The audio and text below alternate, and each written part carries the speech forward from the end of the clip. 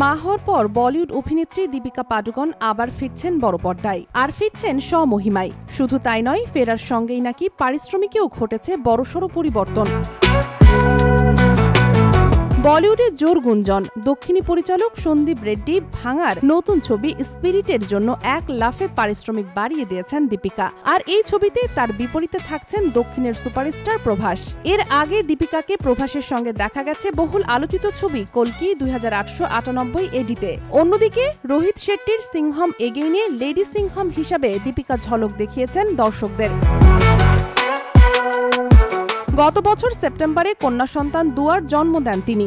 মা হওয়ার পর কিছুদিন বিরতিতে ছিলেন, তবে এবার একের পর এক বড় প্রকল্পে ফিরেছেন অভিনেত্রী।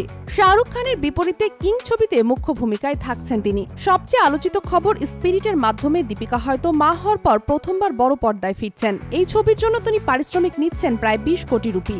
এটি হবে দীপিকার ক্যারিয়ারের সর্বোচ্চ পারিশ্রমিক। একই সঙ্গে এটি তাকে ভারতীয় চলচ্চিত্রের ইতিহাসে সর্বোচ্চ পারিশ্রমিক পাওয়া অভিনেত্রীদের শীর্ষে তুলে দিবে। এখন পর্যন্ত বলিউডের শীর্ষ নায়িকাদের পারিশ্রমিক 10 থেকে 15 কোটি রুপির মধ্যে সীমাবদ্ধ।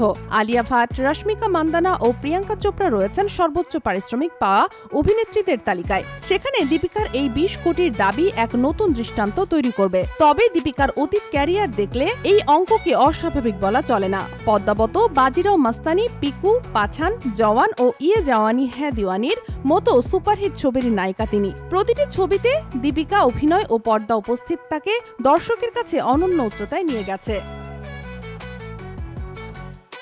Sheikh Masuma, daily hour, Bangladesh.